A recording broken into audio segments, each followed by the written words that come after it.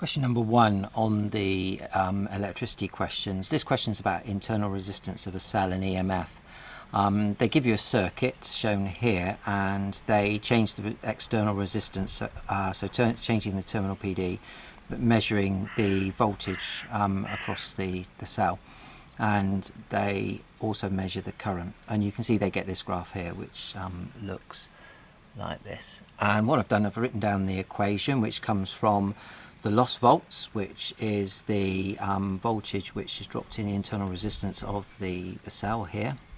So that's current times the internal resistance, small r, plus the EMF of the cell, and that gives us the terminal PD. Okay, so excuse me, the loss volts, i.e.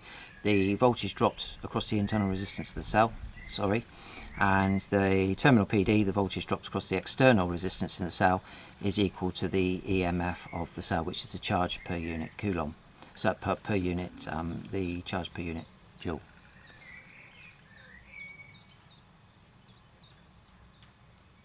That's right, yeah, charge per unit joule.